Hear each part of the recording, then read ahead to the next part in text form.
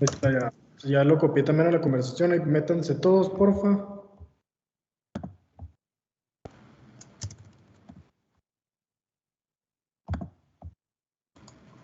Yo no tengo nadie.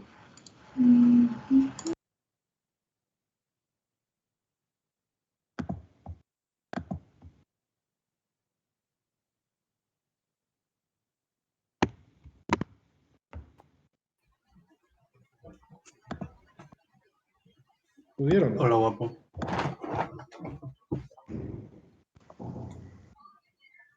¿Sí me Sí, escuchas? se ve la ¿Es una presentación? Sí, es una presentación. Ah, sí, sí se ve. Tengo 4 aquí. ¿No me escucho? Ah, ok.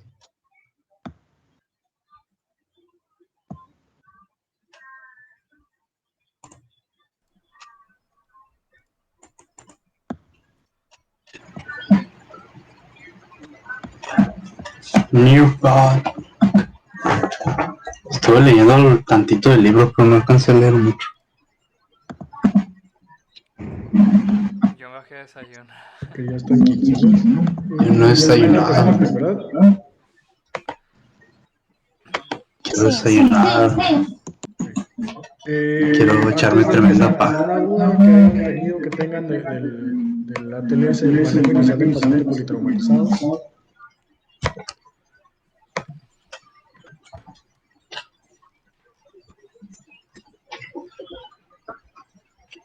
¿Nada? Bueno.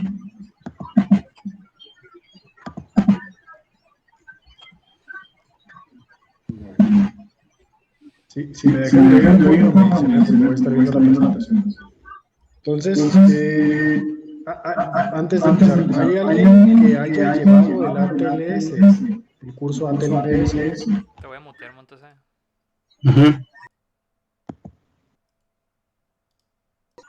Yo no.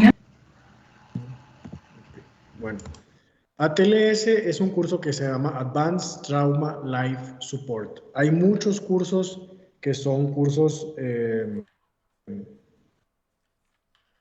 muy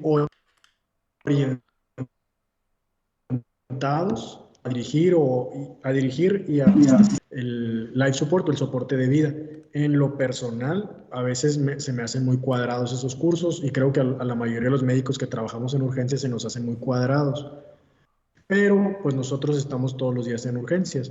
Pero creo que para cuestiones de médicos generales o estudiantes, creo que funcionan bastante bien. Entonces, el ATLS específicamente fue de los primeros cursos de Life Support que salieron. Hay ATLS, ACLS, BLS, PALS, hay muchos cursos que les digo terminan en Life Support, en LS. El ATLS fue de los primeros que salió. El ATLS lo hizo o es todavía del American College of Surgeons, del ACS. ¿Por qué? Porque lo hizo un cirujano que cuenta la historia. Si llevan el curso en Estados Unidos, cuentan la historia ahí siempre de que él iba en una avioneta, se estrelló y ahí se dio cuenta de que no sabíamos o no teníamos sistematizado el manejo de los pacientes politraumatizados. ¿Alguien que no se haya podido conectar al NIRPO? Porque tengo 19 nada más conectados.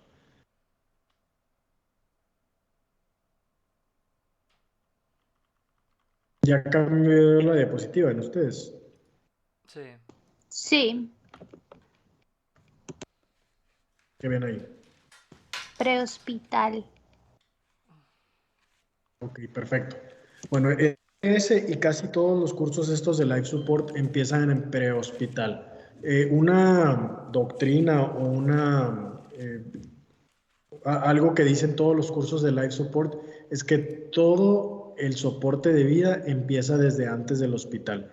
Y si los que estamos en hospitales no conocemos de lo que pasa antes de que nos lleguen a nosotros, es el primer error grandísimo que podemos tener. Entonces, por eso es que casi todos los libros de urgencias de estos cursos de Life Support empiezan para no que seamos expertos en prehospital, pero por lo menos que sepamos qué hacen los que están atrás de nosotros, qué hacen los pacientes, las personas que nos llevan a los pacientes al hospital.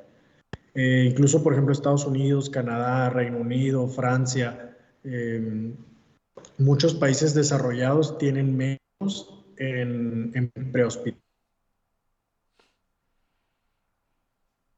Entonces, lo primero en el prehospital es tener una comunicación para activar el sistema de pacientes traumatizados en el hospital. Hablando, o alguien tiene experiencia en prehospital aquí, en Cruz Roja, en bomberos, en algún servicio de ambulancias. Yo, doctor. ¿Quién? Van a tener que decir porque no me estoy viendo la presentación. ¿Quién habló? Juan. Juan, ¿en qué? ¿En Cruz Roja? Sí, así es. Ok. ¿Qué experiencia tienes tú cuando llevas un paciente grave al hospital en cuanto a la comunicación con el hospital? Pues que en realidad no se tienen bien establecidos las vías de comunicación y que como tal podemos comunicarnos con el médico que está de guardia o con algún conocido, pero no hay como una comunicación directa entre Cruz Roja como institución, en la mayoría de las ocasiones, ¿no? No en todas las delegaciones, y el hospital receptor o el centro regulador, por ejemplo. ¿Tú estuviste, o estás en Cruz Roja en Hermosillo o en algún otro? Pues tengo experiencia aquí en Hermosillo, pero yo inicié en Empalme porque yo soy de ahí. Sin embargo, pues conozco el trabajo de muchas de las delegaciones también. Y cómo es que algunos sí tienen buenas nociones sobre la comunicación y otras, pues, de plano es nada más llevar al paciente y quien recibe, hasta que recibe al paciente, conoce su estado. Okay. ¿Alguien más que tenga experiencia en prehospital?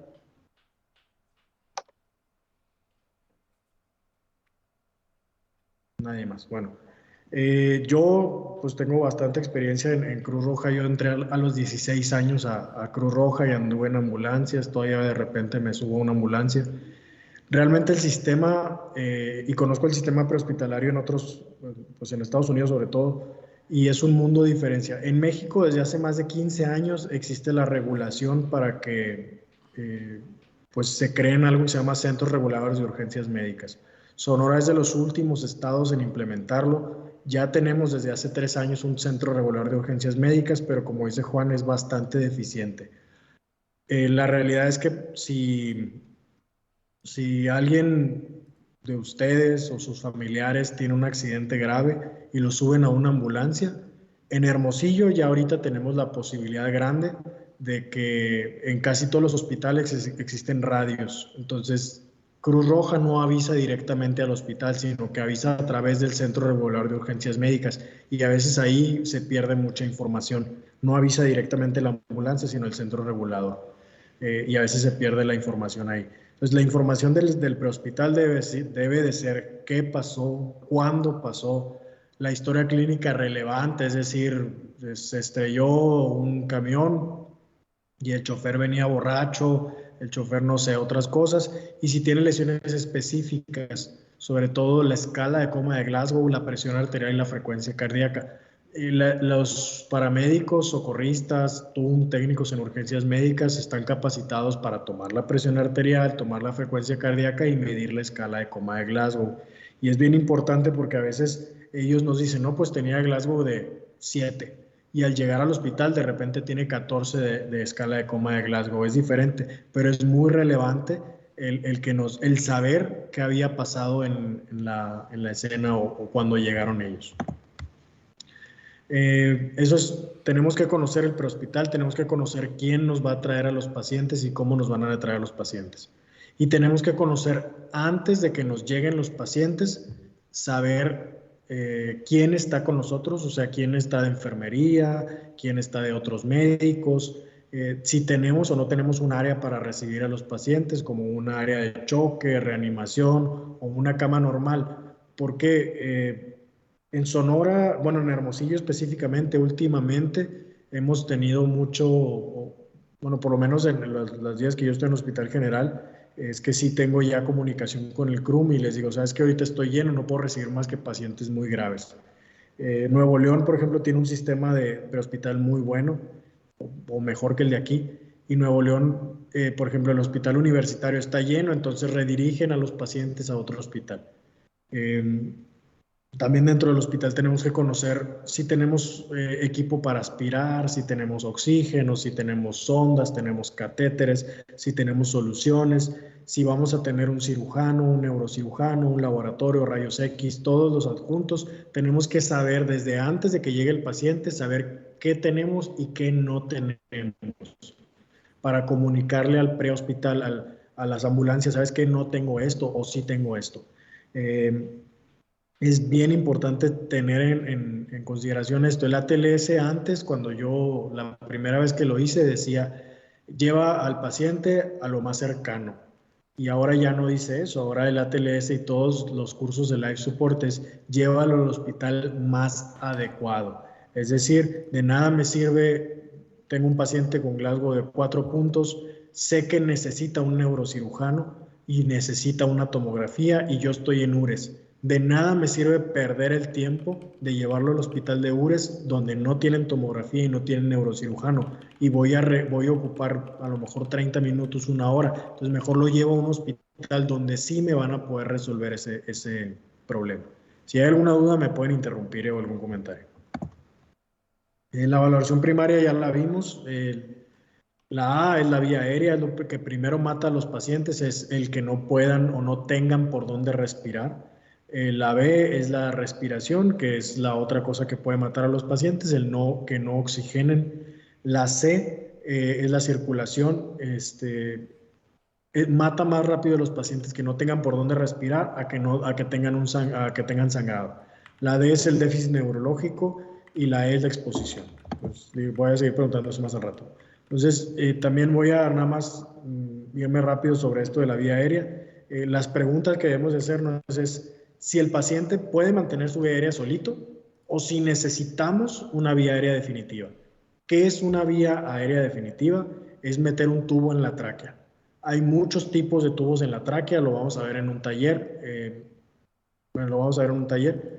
Hay muchos, pero básicamente la definición amplia es meter un tubo en la tráquea, tener un tubo asegurado en la tráquea para tener la vía aérea definitiva. La otra pregunta es, ok, el paciente puede tener su vía aérea, pero esperamos que más adelante se complique, es decir, si esperamos que se complique más adelante y tenemos un traslado, vamos a trasladar al paciente 1 hora, 2 horas, 40 minutos, es mejor asegurar la vía aérea ahorita a que se complique en el traslado. Si hay trauma maxilofacial de la vía aérea, es decir, si tiene el maxilar superior desprendido y es probable que se le meta a la tráquea, es mejor asegurar la vía aérea. Y si tienen trauma de cuello, la vía aérea no es nada más la boca, también incluye el cuello. Y si hay trauma en el cuello, si hay signos visibles de trauma de cuello, es mejor asegurar la vía aérea antes de que se complique, porque si no al rato por eso se mueren los pacientes. Ya vimos no puedo tener el cursor aquí, no lo tengo. ¿Ven mi mouse o no ven mi mouse? No. Okay, no. Bueno. La primera imagen, la de la izquierda, es la elevación del mentón, es decir, nada más le ponemos una mano en la frente y con la otra elevamos ligeramente el mentón, hablando de trauma, mientras alguien sujeta el cuello. Esto es para tratar de abrir la vía aérea. Se eleva cualquier cosa el mentón. No hay estudios donde en muertos, en cadáveres, se ve cuánto se mueve la columna cervical y realmente es muy poco lo que se mueve la columna cervical siempre y cuando mantengamos el cuello. Y la otra es la subluxación de la mandíbula, que es lo que ya dijeron ayer, es meter los dedos, poner el dedo pulgar en la parte anterior del maxilar inferior y los dedos, con el resto de la mano elevamos el mentón hacia la parte anterior, tratando también de mantener la vía aérea. Estas técnicas son muy rudimentarias, por no decirlo así. La verdad es que en los hospitales es poco probable que las lleguen a ver que se usan. La verdad es que es mucho más fácil en el hospital poner una cánula orofaringea, una cánula de Guedel, que la vamos a ver después, para tratar de mantener la vía aérea permeable. ¿Qué es esta? La cánula orofaringea es una cánula que también necesitan conocerlas, necesitan saber, hay de diferentes medidas son los colores y cómo ponerlas. Es mucho más fácil mantener una vía aérea permeable así, es más barata y te implica menos costos. Sí, puedes hacer otras cosas en lo que mantienes la vía aérea permeable con esto, si es que no tienes un tubo a la mano luego. Lo que les decía hace rato, la vía aérea definitiva es básicamente meter un tubo en la tráquea. Hay muchos tipos de tubos para meter en la tráquea. ¿Conocen estos tubos endotraqueales o tubos que van en la tráquea?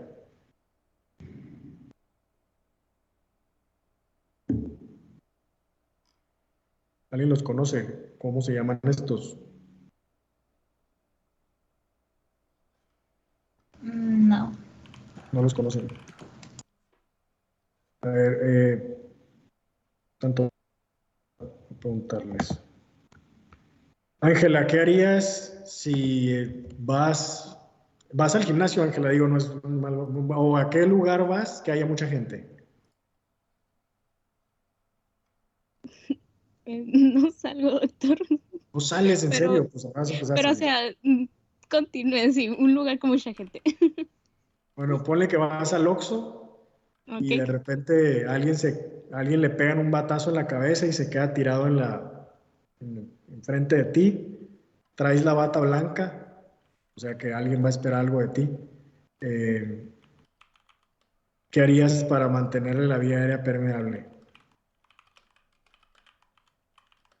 Alguien inconsciente tirado en la calle.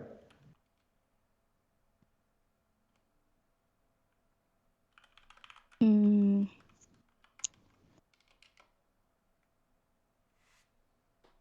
Pues realmente, o sea, primero evaluar si la persona está, no sé, inconsciente y después a lo que hemos visto, pues en cursos, La por ejemplo, de inconsciente no te primer contesta respondiente nada. para mantener la vía aérea, pues es nada más, o sea, hacer el movimiento de cuello, de Bueno, elevar el correcto. mentón. Bueno, supón que llegan los de la Cruz Roja y traen estos tubitos aquí. Mm, Bueno. Estos ok. tubos son tubos que son muy fáciles de usar, realmente son muy fáciles de usar y no sustituyen, pues, pero pueden podemos iniciar la ventilación mecánica con estos tubos y realmente pueden salvar muchas vidas si los saben usar. Son tubos que, bueno, lo vamos a ver más adelante en un taller, pero si se fijan, por ejemplo, en la figura número 2, el tubo va a la tráquea y ocluye el esófago. Con la parte de abajo tapa el esófago, por lo tanto deja un hoyo muy grande para la tráquea. Todos tienen más o menos la misma función. Tapar el esófago y meterle aire a la tráquea. La tráquea está anterior al esófago, está antes de la tráquea. Ok, no voy a meterme mucho en eso ahorita. Vamos a ver después, bueno, espero que probablemente la otra semana en el taller ya en el salón de simulación. Entonces voy a hablar específicamente de la evaluación secundaria o los traumas ya por aparatos y sistemas, vamos a decirlo así. El traumatismo cráneoencefálico, la mayoría de los traumatismos de cráneo se clasifican como leves y el 10% son severos. Sin embargo, en la mayoría, y esto es una estadística real, en la mayoría de los lugares en Estados Unidos, de las escuelas de medicina específicamente y de los centros de urgencias, nos enfocamos mucho o se enfocaban mucho en tratar el traumatismo craneoencefálico severo y no tanto en el leve. Cuando la realidad es que la mayoría de los pacientes tienen traumatismos craneoencefálicos leves o también le dicen ahí ellos o clasifican en concusiones. Hay una doctrina que se llama la doctrina de Monroe-Kelly.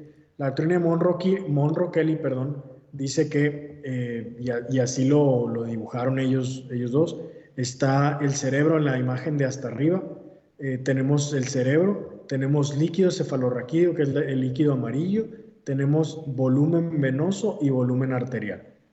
Cuando hay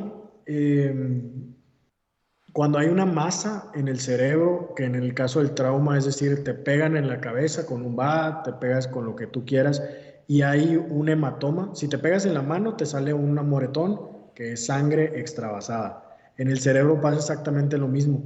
Se extravasa sangre, sale sangre de las venas o de las arterias, sale hacia el tejido y hay más sangre. Por ejemplo, en la figura número 2, hay más sangre arterial y más sangre venosa. La masa es lo morado, que es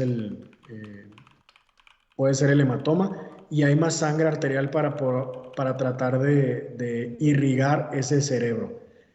Y cuando hay un estado compensado, lo que va a empezar a salir es, primero va a salir la sangre venosa y va a salir el líquido cefalorraquídeo para tratar de mantener en compensación ese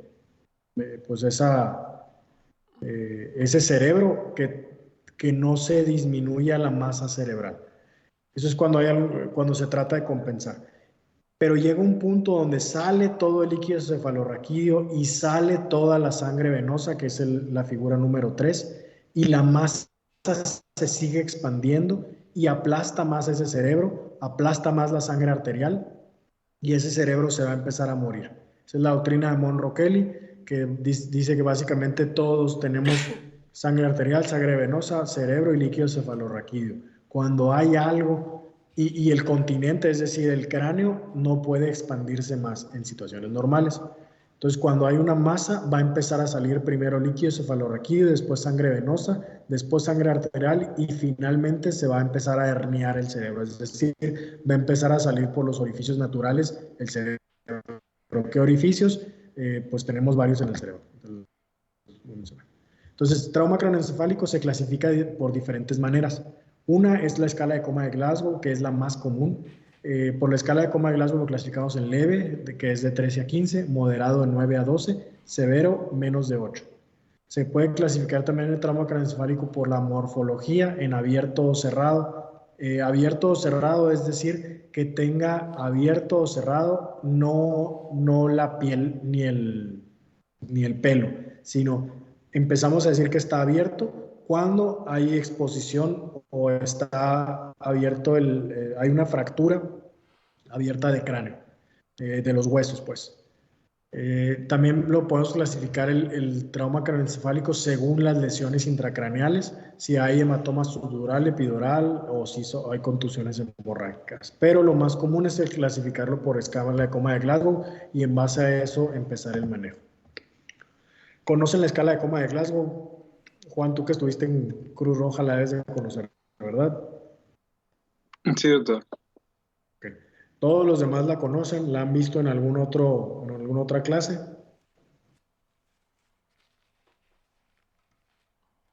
Sí, ya la hemos visto. ¿En qué clase la vieron, perdón? En neuro. En varias la hemos visto. Perfecto, porque se la tienen que saber al derecho y al revés de esta escala, ¿eh? Entonces, la escala de coma de Glasgow, varias nada más cosillas, es la mejor respuesta. Es decir, puede tener un ojo que no pueden abrir y el otro que lo tiene abierto espontáneamente. Entonces, tomamos en cuenta la mejor respuesta, es decir, el ojo que tiene abierto espontáneamente. Puede tener amputadas las dos piernas, pues obviamente no vamos a tomar en cuenta la respuesta motora de las piernas que no están. Puede tener una mano totalmente inútil porque tiene quebrados los tendones, pues vamos a tomar en cuenta la respuesta del otro brazo, de la otra mano. Vamos a tomar en cuenta la mejor respuesta. Y la escala de coma de Glasgow se hizo para pacientes con trauma, no se hizo para pacientes que no tengan trauma. Y la escala de coma de Glasgow también, la otra, según, es que la escala se puede modificar o la pueden modificar el alcohol, las drogas, pero la pueden modificar para abajo, no para arriba. Es decir, si alguien tiene, lo mínimo es 3, lo máximo es 15. Si alguien tiene 15 de escala de coma de Glasgow y viene borracho, pues no es el alcohol no está interfiriendo en la escala de coma de Glasgow. Si alguien tiene 15 y viene con el efecto de marihuana, pues el efecto de la marihuana no está influyendo para que tenga más escala de coma de Glasgow, pero si tiene 13 y viene borracho, el alcohol sí puede estar influyendo en la escala de coma de Glasgow, es decir, influye hacia abajo, pero no hacia arriba. Ok, entonces, traumatismo craneoencefálico leve, voy a regresar tantito nada más para que se lo aprendan otra vez. Glasgow de 13 a 15, moderado de 9 a 12 y severo menos de 8. Es la más común y es la que usamos en la mayoría de los hospitales. Entonces, si tienen trauma, si tienen Glasgow de 13 a 15, debemos de tomar en cuenta mucho lo que les dije hace rato, la historia clínica, si tienen 13 y 14 sobre todo de Glasgow. La evaluación secundaria. Evaluación secundaria es básicamente revisarles todo a los pacientes, todo, desde el pelo hasta los pies, porque podemos tener lesiones inadvertidas ahí. Es decir, alguien puede tener una fractura de fémur y tener tanto dolor que por eso está desorientado, porque tiene tanto dolor que no les quiere contestar o nada más quiere gritar, les quiere pegar por el dolor. Por eso es importante la evaluación secundaria. Y en el traumatismo craneoencefálico leve, la principal pregunta que nos debemos de hacer es si requiere o no tomografía de cráneo. Y todos los pacientes que tienen huellas de trauma de las clavículas hacia arriba, es mejor tomarles radiografías de cuello. Más al rato voy a entrar en lo de las radiografías de cuello, pero no hay duda que los pacientes que tienen traumatismo craneoencefálico leve deberían de tener una radiografía de cuello. La pregunta es si requieren tomografía. Y para contestar esta pregunta hay varias escalas, pero básicamente son la escala de Nueva Orleans y la escala canadiense o Canadian City Head Rule o la regla. Una de ellas dice, si tiene Glasgow, la canadiense dice, si tiene Glasgow de menos de 15 a las 2 horas de la lesión. ¿Qué nos quiere decir esto? Que si haya un paciente que se estrelló en la bicicleta y se pegó en la cabeza, nada más en la cabeza, si tiene trauma aislado en la cabeza y llegó con nosotros y trae Glasgow de 14 porque está desorientado, pero llegó a los 30 minutos y no tengo la disponibilidad de tomografía ya, pues se puede hacer, si nada más está desorientado, lo podemos observar, es decir, ver, y si a las 2 horas recupera el Glasgow a 15, pues ya no requiere tomografía. Si hay sospecha de, bueno, quedó claro eso, no todos los pacientes que tienen escala de coma de Glasgow de 13 a 15 requieren tomografía. Si hay sospecha de fractura de base de cráneo, ¿cómo van a sospechar de fractura de base de cráneo? Si hay otorragia, para saber si hay otorragia, el tímpano puede sangrar, la oreja puede sangrar, pero otorragia se define como pues básicamente la salida de sangre por la oreja, pero que viene del cráneo. Entonces, para eso hay que revisarles el oído, hay que hacer una otoscopía y revisar. Si vemos pura sangre, pues se puede aspirar, o bien, pues ante la duda se puede sospechar de fractura de base de cráneo. Esa es una. La otra son los ojos de mapache, la otra el signo de Batle, que es el hematoma retroauricular. Perdón, si hay sospecha de fractura de cráneo o signos de fractura de base de cráneo. ¿Cómo vamos a sospechar de fractura de base del cráneo? Si tienen heridas, hay que meter el dedito, hay que meter el dedo y tocar el hueso. Si no tocamos el hueso, pues no es muy poco probable que esté fracturado. Pero si tocamos el hueso y tocamos una fractura, pues es muy probable que sí esté quebrado. Si tiene más de 2 vómitos cuando llegan con nosotros, los 2 vómitos son medio controversiales porque pues hay gente que puede vomitar 2 veces en 24 horas y hay gente que puede venir muy borracha y por eso estar vomitando. Bueno, ante la duda también se prefiere tomar la tomografía de cráneo. Si tienen más de 65 años también se prefiere tomar la tomografía de cráneo. Si tuvieron pérdida del conocimiento por más de 5 minutos, estos son medio relativos, pero de todas maneras en México se prefiere tomarles la tomografía a esos pacientes. Es bien raro que alguien esté seguro que haya perdido el conocimiento por más de 5 minutos. Es decir, llega una señora y, oiga señora, ¿se desmayó? Sí, ¿por cuánto tiempo? No, pues como 20 minutos. ¿Y cómo sabe? Pues no sé. Entonces, para eso sí se toma en cuenta a los mitoteros o a la gente ahí bystander o la gente que puede estar presenciando el trauma. Si hay amnesia de antes del trauma, es decir, me caí de las escaleras, me pegué en la cabeza y no me acuerdo,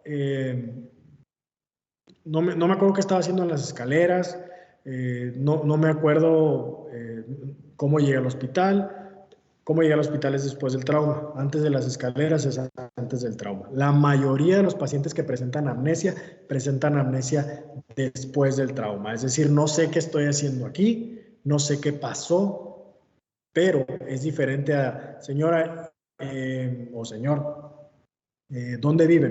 No me acuerdo. Ahí sí es amnesia antes del trauma. Y mecanismo peligroso, el mecanismo peligroso, bueno, ¿quién me recuerda qué es mecanismo peligroso? Viene en la regla canadiense.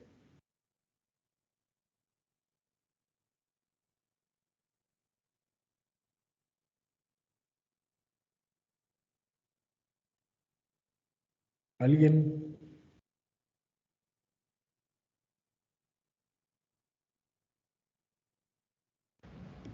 Uno es caída de más de 90 centímetros, creo. Ok, ¿qué otra cosa? Que la caída sea en dirección axial. Dirección axial. Ok, O sea, ¿qué otra cosa? ¿Eh? ¿Qué otra cosa?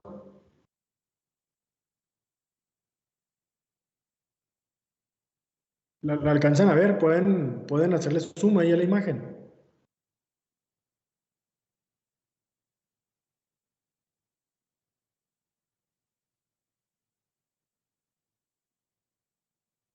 ¿Sí pueden?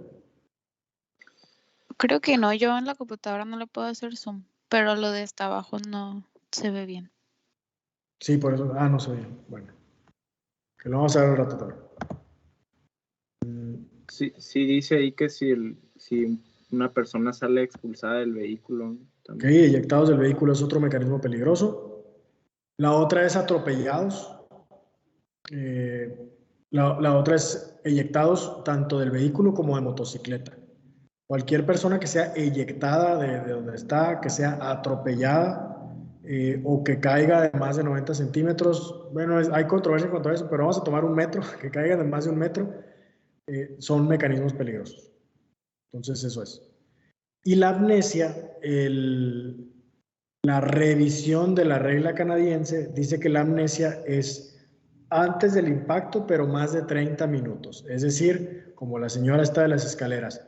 Me caí las escaleras, estaba haciendo comida y después no sé qué estaba haciendo en las escaleras.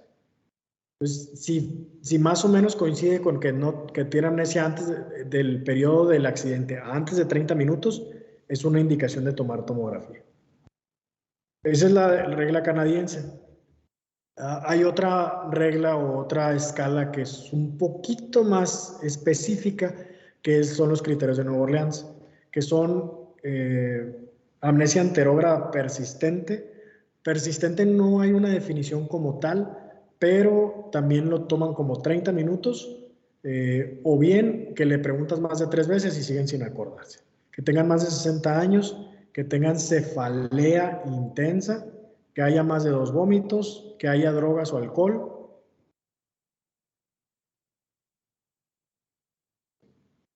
¿Alguien me quiere decir qué es sensibilidad y qué es especificidad?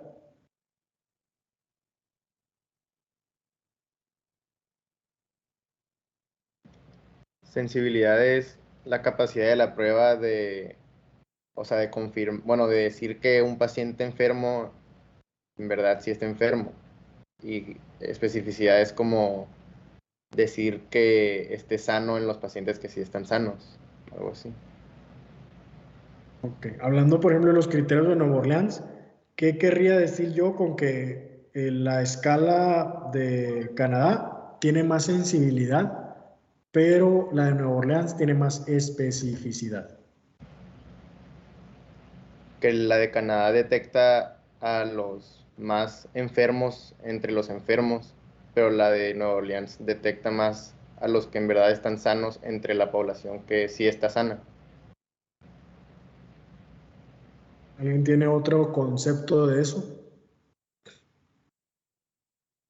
Que pues que pudiera ser que la de Nueva Orleans ayuda a confirmar el diagnóstico así. Y la otra es como más que ayuda a elevar la sospecha diagnóstica, la canadiense.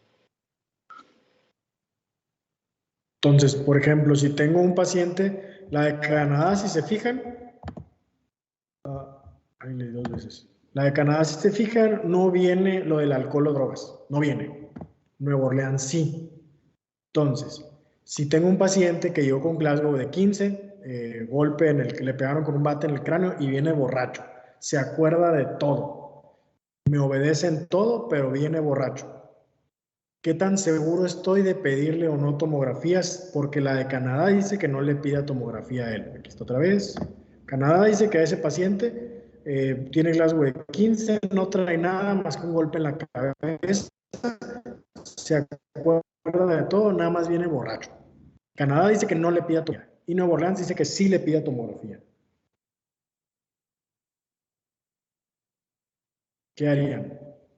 Están en URES donde no hay tomografía.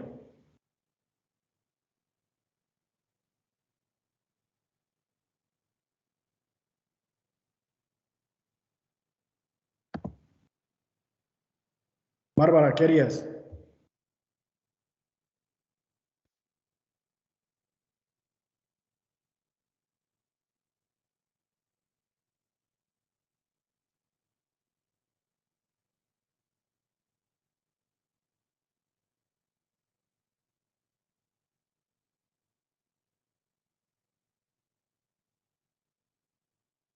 ¿Estás ahí, Bárbara?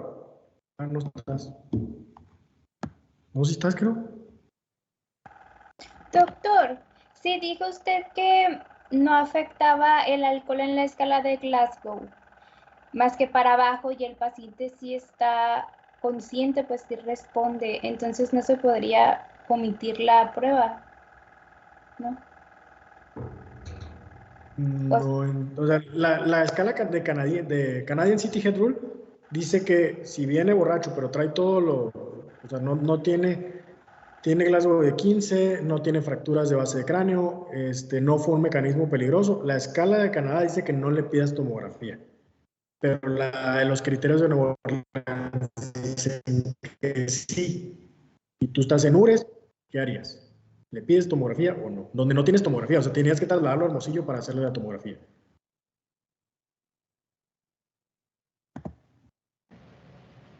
Yo creo que sí, porque la de Nueva Orleans es mejor descartando, o sea, es mejor, perdón, para descartar que sí hay algo, porque es más específica, ¿no? No sé. Bueno, entonces vamos a estar viendo, yo creo que unas 3 o 4 clases de trauma. Voy a dejar varias tareas. La número 1 es esta, la comparación de las dos escalas en cuanto a sensibilidad y especificidad, lo que encuentren.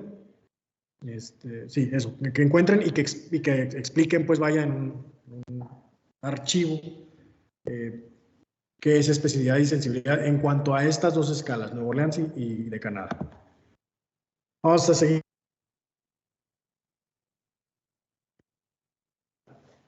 Lo vamos a platicar yo creo que el lunes que entra.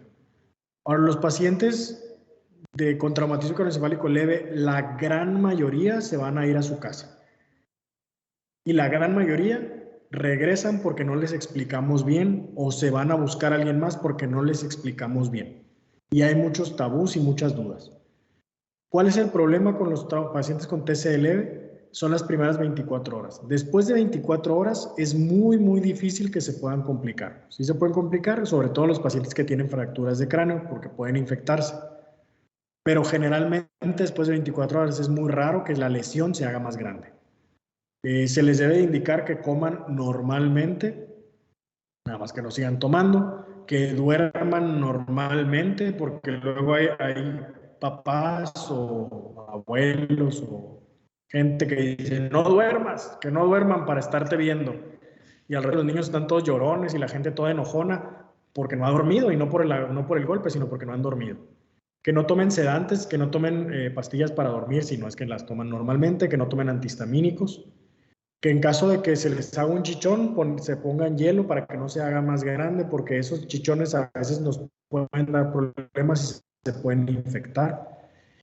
Y que regresen al hospital en caso de que vomiten más de 2 veces, que tengan crisis convulsivas, que tengan salida de líquido o de sangre por los oídos, que el dolor de cabeza sea muy intenso, pueden tomar analgésicos y si no se les quita, que tengan debilidad ya sea en un brazo o en una pierna, es decir, que no sea simétrica la fuerza que tengan, que se comporten de manera extraña o que tengan visión doble o algún otro síntoma neurológico, que regresen al hospital. Pero sí que duerman, que no tomen alcohol, que tomen analgésicos, y después de 24 horas si les pasa algo, pues es muy probable que no sea por el golpe, que sea por otra cosa. ¿Dudas del traumatismo craneoencefálico leve? Traumatismo craneoencefálico, entonces definición otra vez, que tengan golpes en la cabeza, que tengan golpes en la cabeza, que tengan Glasgow de 13 a 15, eso es la definición de traumatismo craneoencefálico. La gran mayoría de los pacientes se pueden ir a su casa con estas indicaciones y que regresen en caso de que presenten cualquiera de estas cosas, ¿no? ¿No hay dudas? Bueno. Traumatismo craneoencefálico moderado es básico. Yo tengo una duda. Si tuviera alguna de esas complicaciones, ¿se sigue considerando leve o ya pasa a exactamente moderado? Ok, me olvidé decirles eso, tienes razón. Entonces, por ejemplo, las complicaciones, si se fijan, son básicamente lo que dijimos acá, ¿no? O síntomas neurológicos severos, digo, diferentes. Entonces, cuando tienen alguna de estas cosas por Nueva Orleans o por la escala de Canadá, por ejemplo, paciente le pegaron un batazo en la cabeza y trae 14 de Glasgow. Tiene traumatismo craneoencefálico leve, pero le agregamos un apellido ahí que dice que tiene TCL, pero es de alto riesgo. ¿De alto riesgo de qué? De que requieran intervención neurológica o que tengan algo en la tomografía.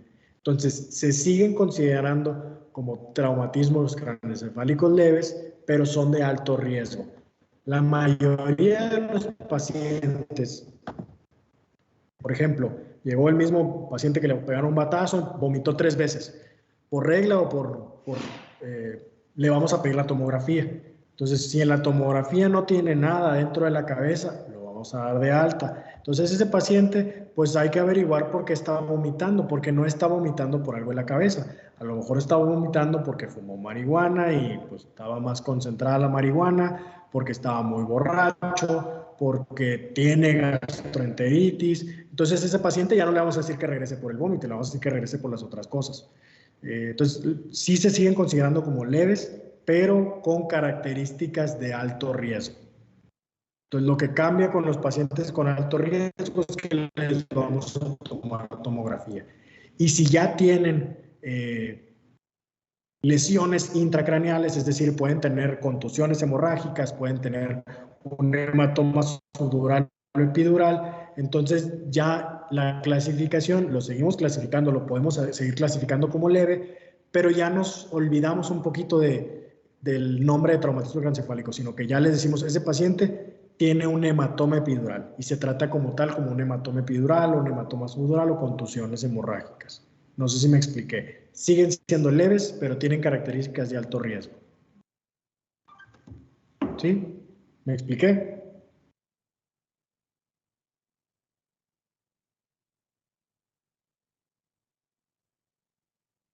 Pues para mí sí. ¿Para los demás me expliqué? Sí. Okay. Espérenme 10 segundos. Voy a quitar el micrófono nada más.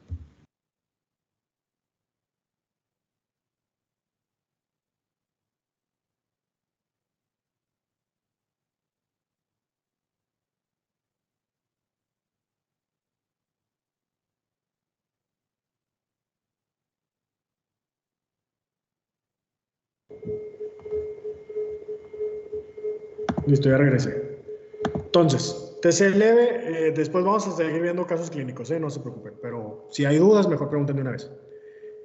Entonces, otra vez, leve es de 13 a 15, entre 9 y 12 puntos de la escala de coma de Glasgow los clasificamos como moderados. Y en los moderados hay 2 opciones nada más. Es raro que se queden en esa escala de coma de Glasgow. Entonces, o se tratan como leves o se tratan como severos, dependiendo de lo que encontremos en la tomografía de cráneo. Todos los pacientes con escala de coma de Glasgow entre 9 y 12 o más bien abajo de 12 puntos, requieren tomografía simple de cráneo. Todos.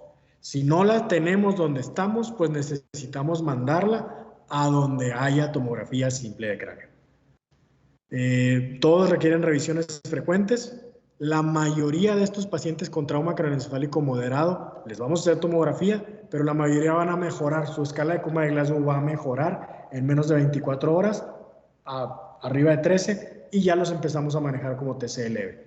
Y el 10% de ellos van a empeorar a trauma craneoencefálico severo. Lo más importante del trauma craneoencefálico moderado es la tomografía de cráneo, lo que encontremos en la tomografía de cráneo y sobre todo la revisión secundaria. Es decir, volverlos a revisar todos, porque muchos de estos pacientes pueden tener, son politraumatizados, es decir, tienen trauma en múltiples lados, y a lo mejor el Glasgow de 9 puntos era porque no le estaba llegando suficiente oxígeno al cerebro y no necesariamente por una lesión intracraneal. Entonces, TCE moderado, no voy a ahondar mucho, todos requieren tomografía y estarlos revisando para ver si mejoran o empeoran. Traumatismo craneoencefálico severo, es decir, 8 puntos o menos.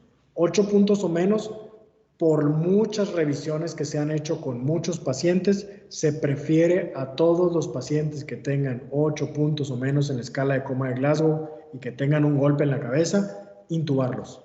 Ya sea con un tubo endotraqueal, con la técnica normalita, que es con un laringoscopio, o bien con otro dispositivo de vía aérea, que son las mascarillas laringeas, se llaman las que les mencioné hace rato. Y todos los pacientes que tengan Glasgow de 8 o menos requieren ir a un hospital que tenga neurocirujano. Por ejemplo, están en San Carlos ustedes, alguien se lesiona, no tiene caso que estén en el hospital de Guaymas porque no tienen neurocirujano. Requieren estar en un hospital que tenga neurocirujano, porque si bien a lo mejor no requieren una intervención ahorita, pero es muy probable que si siguen con esa escala de Coma de Glasgow van a requerir al neurocirujano. Y después de que están en un hospital con neurocirujano, hacer la tomografía simple de cráneo. Es decir, otra vez, si están en Guaymas y hay tomógrafo, que normalmente no hay tomógrafo, no tiene caso que pierdan el tiempo ahí. Es mejor que vayan a un hospital con neurocirujano y después les hagan la TAC de cráneo. ¿Por qué? Porque les hacen la tomografía en Guaymas y de todas maneras requieren que los vea el neurocirujano. El objetivo primordial del médico de primer contacto en urgencias es evitar la lesión secundaria. ¿Qué es la lesión secundaria? Lesión primaria es, me dieron un golpe en la cabeza y se me hizo un chicho o se me hizo un hematoma adentro del cráneo. Esa es la lesión primaria, esa ya no lo voy a poder cambiar por mucho. La lesión secundaria es todo lo que ocurre alrededor de esa lesión. Como ya vimos en la doctrina de Monro-Kelly, si se sigue expandiendo ese hematoma, va a salir el líquido cefalorraquídeo y va a salir en la vena. Por lo tanto, va a aumentar la presión adentro del cráneo. Entonces, si aumenta la presión adentro del cráneo, va a haber áreas que no están en ese hematoma que van a tener menos flujo sanguíneo cerebral. Y esa es la lesión que queremos evitar. El hematoma, el chichón, ya no podemos hacer mucho por él, pero sí podemos hacer mucho por el resto del cerebro. ¿Y qué tenemos que hacer? Pues mantener una presión arterial normal o hipertensos. Si nos vamos a la doctrina de Monro-Kelly otra vez, si hay aumento de la presión intracraneal y queremos conservar el flujo sanguíneo intracraneal, necesitamos aumentar la presión arterial media. Tenemos que tener una temperatura normal o bien hipotérmicos. En Sonora no tenemos la manera de hacer hipotermia. La hipotermia es una terapia muy buena que se usa en muchos países del mundo para los pacientes con trauma craneoencefálico severo. Normalmente una neurona requiere cierto flujo sanguíneo cerebral y si está activa esa neurona va a requerir más flujo sanguíneo cerebral. Si esa neurona la dejamos como en hibernación, es decir, la dejamos con una temperatura muy bajita, esa neurona va a requerir mucho menor flujo sanguíneo cerebral. Y si la dejamos con hipotermia en lo que arreglamos todo lo demás, esos pacientes tienen una recuperación mucho mejor. Pero en Sonora no tenemos cómo hacer hipotermia. A lo mejor después están en la Ciudad de México donde sí se puede, pero ahorita en Sonora no se puede. Y una presión de CO2 normal. ¿Por qué? Porque si subimos el CO2 o bajamos el CO2, el flujo sanguíneo cerebral es sensible a la presión arterial del CO2. Puede haber vasoconstricción o vasodilatación en el cerebro dependiendo del CO2. Entonces, TCE severo, lo que viene en la TLS es primero vía aérea definitiva, que estén en un hospital con neurocirugía, que se les haga una tomografía de cráneo y mantener la presión, la temperatura y el CO2 normal.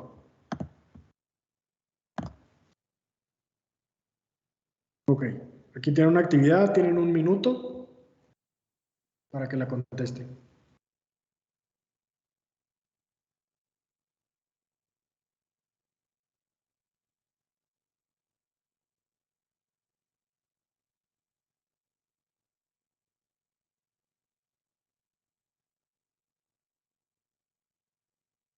¿Sí la pueden ver, verdad?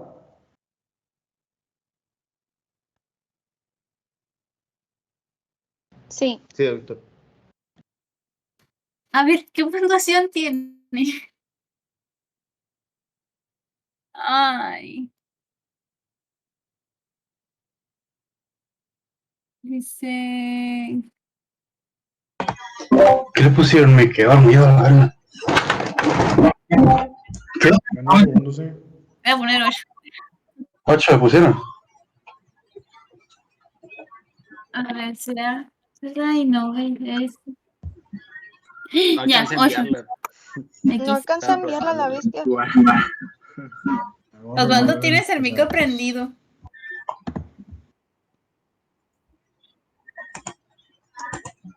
Ah, mira, ya.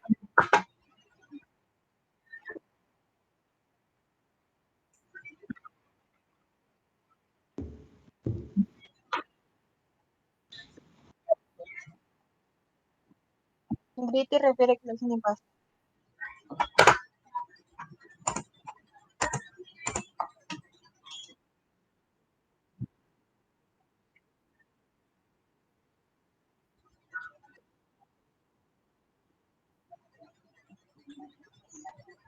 No se diga más.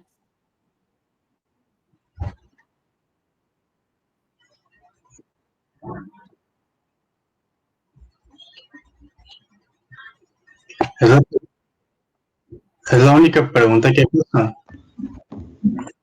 Pues sí. Okay. Qué loco, el doctor puso 1 minuto para esta pregunta y en 1 minuto, apenas si lo alcancé a leer en 1 minuto. Ya, todos. Yo creo que me estaba editando.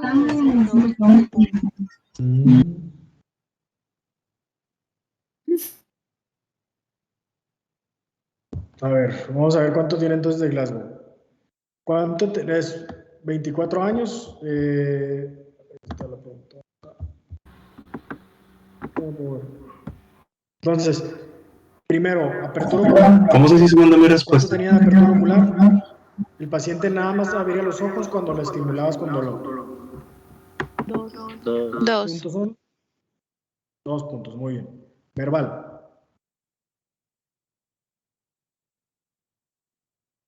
Doctora, yo tenía duda porque decía que no tenía respuesta verbal, pero luego decía que al estímulo gritaba, ¿no? Gritaba y decía que lo dejaran en paz. Decía, déjame en paz. Sería inapropiado. ¿Eh? Yo también lo entendí como de eso. Okay. Se le entiende, sería, en mi opinión es inapropiado, ¿no? Okay. Inapropiado significa yo le pregunto algo y me contesta otra cosa, o es inapropiado para el contexto. Este paciente le preguntabas algo, no quería hablar, nada más decía que lo dejaran en paz. Es decir, es inapropiado para el contexto del paciente. Entonces sí es inapropiado. Son 3 puntos, van 5. Y cuando estimulas el pecho, el paciente te agarra la mano y te la quiere quitar la mano. ¿Cuánto es eso? Sería 5. 5. Ok, entonces ¿cuánto tenemos? 2. 10. 11. 10 Ah, puntos, ¿no? Ok. Mm. ¿Quién entonces no contestó 10 y por qué no le pusieron 10? le puse 11, pero creo que porque me equivoqué sumando. Puse 5 Ok. porque no sabía Y- cómo clasificar la respuesta motriz que estaba teniendo. La Igual respuesta puse motriz 5. es... ¿Mande? Yo Igual tampoco, que Karina puse 5. Clasificar Igual. la respuesta motora. ajá, la respuesta motriz no supe cómo, pues, en qué ponerlo. Y pues a ninguna. Ujú. Ok. Bueno, entonces, si mueve las extremidades, movía una mano, pues no tiene que mover las dos manos ni las dos piernas. Con que mueva una mano, tenemos. Y el paciente, la extensión anormal, yo ya no alcanzo a poner el video, ni la flexión anormal. Extensión anormal, bueno, mañana les pongo el video. Retirada y flexión es, ellos se retiran del dolor. Y localiza el dolor es que ellos saben dónde los estás tocando y tan sabe dónde los estás tocando que te agarra la mano. Entonces, localiza el dolor, tenía 5 puntos. ¿Alguien más que tenga duda de esto? Yo tengo duda de si se mandó mi respuesta o no, nomás. Es Pues la que creo única que no se mandó. no se mandó la ¿Mande? segunda. Es que creo que no alcancé a mandar la segunda vez que lo abrí. La única que no se mandó es José Carlos. Y Bárbara. Ok, gracias. Doc, y en Bueno. estos casos, por ejemplo, hay hoy, bueno, Sí, dime. ya que queda mucho la perspectiva de pues quien hace la escala. A lo mejor yo como interno hago la escala y el doctor, usted, el adscrito, hace otra escala, o sea, lo valora diferente. Y en cuestiones de puntuaciones para el tratamiento, a final de cuentas, pues me imagino que usted o el residente es el que tiene la orden final, ¿no? Okay. No debería de haber, para eso está unificada, vaya, la escala, no debería de haber puntuaciones diferentes para un mismo paciente en el mismo tiempo, ¿no? Entonces, para eso es que vamos a seguir haciendo actividades y vamos a seguir viendo casos de la escala de Coma de Glasgow para que no queden dudas. Por eso pregunto si tienen dudas específicamente de este paciente, para que no queden dudas. Ya quedó aclarado por qué es una respuesta inapropiada a la verbal. Creo que de motor, perdón, de ocular no había dudas. Verbal ya quedó aclarada por qué es inapropiada para el contexto. Y la respuesta motora creo que también ya lo traté de aclarar, por eso pregunto si todavía hay dudas de este paciente. Doctor, yo sí le envié la respuesta, y me apareció que me salía, tu respuesta ha sido enviada, pero no sé por qué dice que no la envié. Pues aquí no me aparece. Pero ahorita lo reviso otra vez. Al final de cuentas, al final de la sesión me da otro informe en Nearpod. Ok, está bien. ¿Alguna otra duda de la escala de Glasgow?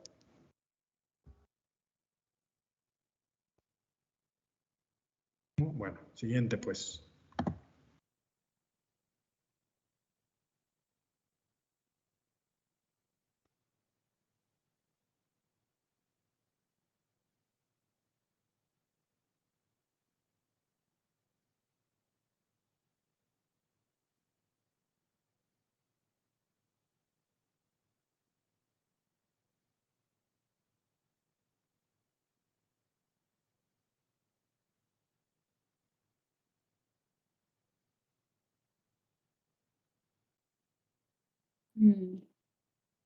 Sí.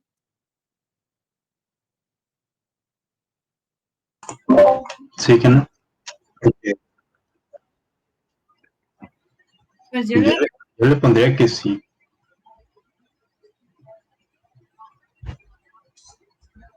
Por la amnesia y por el golpe del por con el el mecanismo. accidente. Por el mecanismo. Les voy a dar otro minuto. La verga, lo cerró. Le voy a poner que sí. Ay, bien.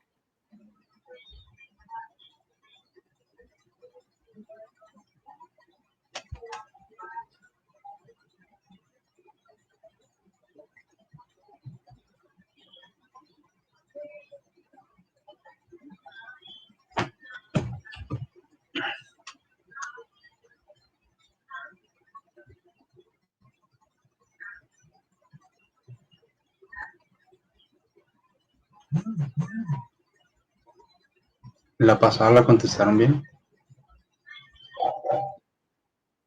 Yo le puse, yo sí la había contestado bien, por eso me dio coraje cuando dijo, Bárbara no envió su respuesta. Y yo dije, ¿qué ve?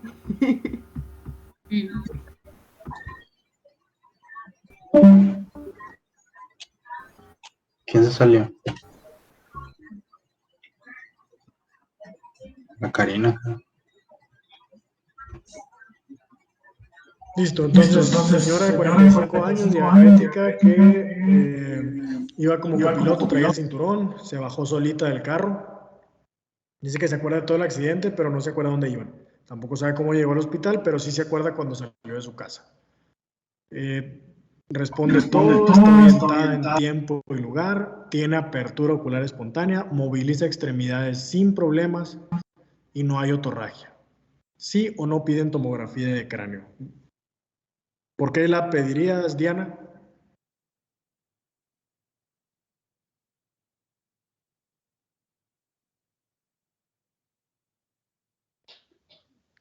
¿Yo? Ujú. Ay, creo que leí mal, doctor. Ya que usted la leyó, ya me di cuenta. Porque pensé que tenía amnesia desde antes del trauma, pero ya que la leyó usted, pues no recuerda cuando del accidente al hospital, entonces pues era que no. Ok. Eso es lo que no me quedó claro con la amnesia, la verdad. Ujú. ¿Qué es lo que no quedó claro? O sea, ¿se considera en este caso una amnesia anterograda persistente o no? No. Amnesia hay anterógrada y retrógrada, ¿no? Ya hace mucho en las... Bueno, vamos a decirlo así. Amnesia, lo que nos importa es que si no se acuerdan, por ejemplo, cómo pasó el accidente, no pasa absolutamente nada. Pero si no se acuerdan de antes del accidente, de por lo menos 30 minutos antes del accidente, ahí es el problema. Por ejemplo, señora, ¿y qué estaba haciendo en la mañana? Fue el accidente a las 2 de la tarde, ¿no? ¿Qué hizo en la mañana? No, pues no me acuerdo.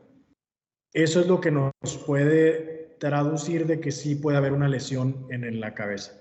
La amnesia de más de 30 minutos antes del accidente. Por ejemplo, ella se acuerda cuando salió de su casa y ya después no se acuerda nada. En el trayecto, digo, se me olvidó ponerlo ahí, pues, pero si pasaron 10 minutos de que salió de su casa que fue el accidente, eso no cuenta como amnesia. Sí tiene amnesia, pero tiene un corto periodo de tiempo, pero es muy bajo el riesgo de que tenga una lesión en la cabeza. No sé si me expliqué. Entonces, para efectos de la Canadian City Head Rule y los criterios de Nueva Orleans, esta paciente no tiene amnesia. No tiene amnesia que sea de alto riesgo. ¿Sí me expliqué o no?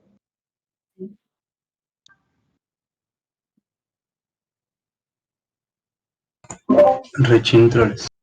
Sí. Pues sí, ahora sí queda un poquito más claro. Okay. 30 minutos antes del trauma es el problema, es la bronca, pues. El trauma, el momento del trauma y los momentos inmediatos posteriores, no hay tanto problema que no se acuerden. Para solicitar tomografía, no significa que no tengan nada, aclaro esto. Es para solicitar tomografía. Esto en Estados Unidos, ¿alguien juega fútbol americano?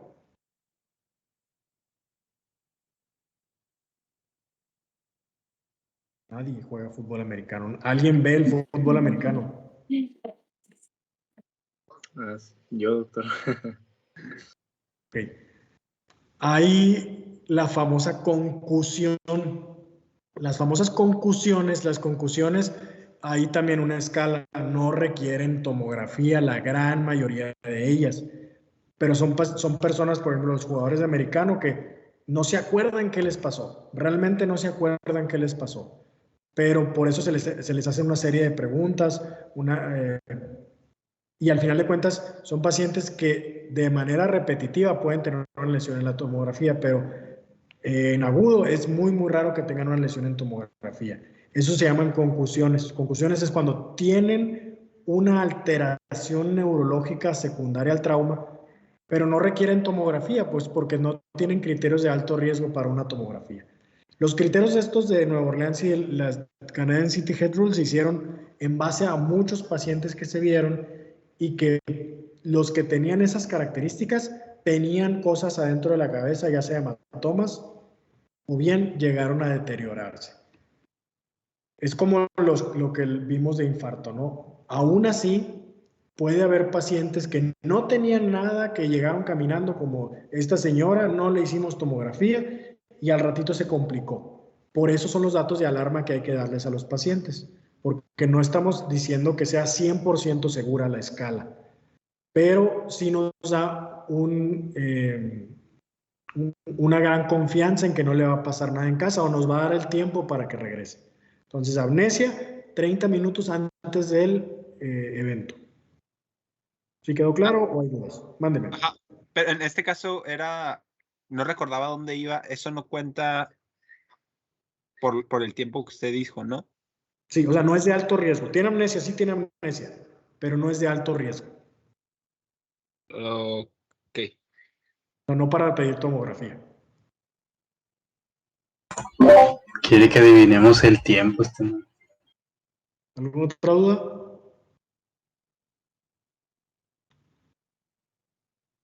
Bueno, creo que aquí la vamos a dejar. Sí. Mañana no estoy seguro. Mañana quedé de ir al laboratorio de simulación. Voy a cerrar aquí.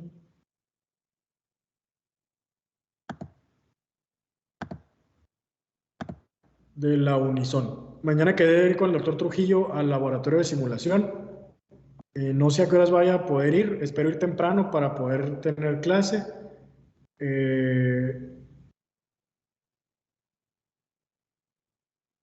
Y ya me mandó fotos el doctor ahí del laboratorio. Yo no lo conozco, la verdad. Pero ya me dijo todo lo que tienen y creo que la neta, muchas de las prácticas las podemos hacer ahí. Yo me gustaría que estuviéramos todos. Está muy chiquito. Sí, lo cerró, creo. ¿Los 24 o qué? Si tuviera que ser por mitad y mitad, yo creo. Sí, estaremos abrazados los 24 ahí. Y más con protocolo COVID. No creo que nos dejen entrar, la verdad. Okay. Pregunta para las prácticas. ¿Hay alguien que no esté vacunado? Creo que él se había preguntado, pero no lo anoté. ¿Hay alguien que no esté vacunado que tenga las 2 dosis para el COVID?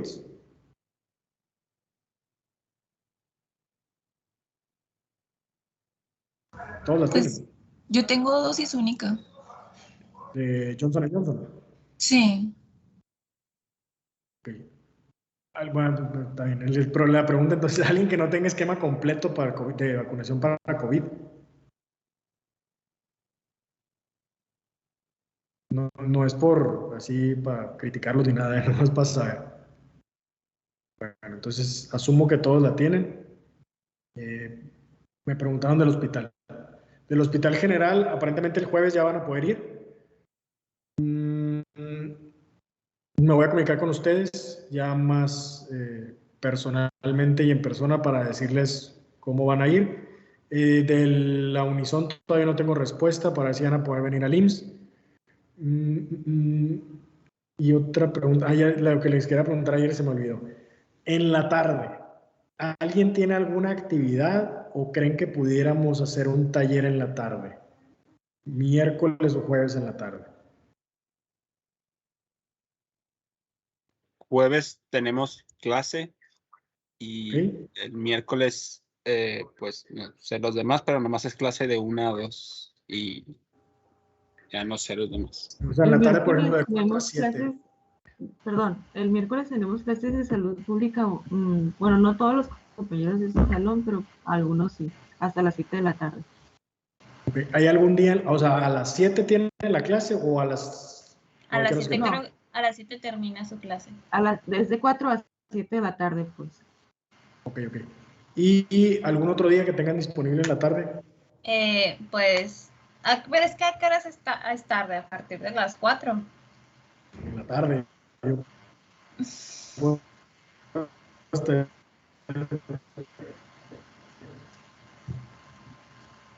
Del laboratorio. Qué miedo, pero aparentemente. Pero...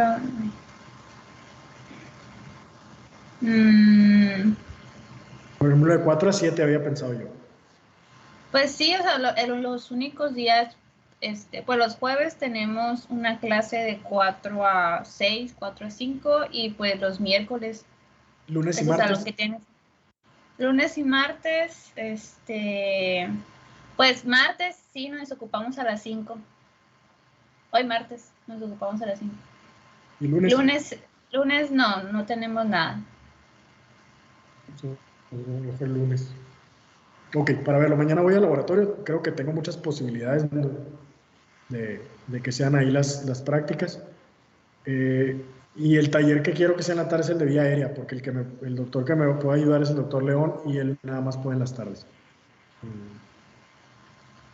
Ok, perfecto. Entonces, Raquel, te aviso mañana. Yo creo que a media mañana voy a tratar de ir muy temprano al laboratorio para poder tener clase a las 11. Bueno. Ok. ¿Alguna otra duda, pregunta? Doctor, sí se envió ya le salió, si le envió la respuesta del primer ejercicio. No he visto el reporte, Bárbara, pero no te preocupes, no era examen bueno, sí es que me preocupé. No, mañana, digo, la siguiente ya el examen. No, estas preguntas son vamos a ver otros casos clínicos y después ya el examen. Todavía hay varias cosas que esto era para aclarar, pues para que se den cuenta que hay muchas excepciones o que a la hora de hacer las cosas más bien es diferente a cuando estás leyendo. Entonces, tiene varias asegúnes el Glasgow y también mañana vamos a ver, bueno, espero no sé si mañana o el lunes, lo de las radiografías, vamos a hacer trauma de cuello. También también tiene criterios para solicitar o no radiografías y también tiene varios asegúnes. Bueno, entonces nos vemos, espero que mañana, si no el lunes. Y con algunos los voy a ver el jueves en el hospital. Mañana les aviso también. Está bien, doctor. Gracias. Gracias. Bye. Dale, gracias. Gracias, doctor. Hasta mañana.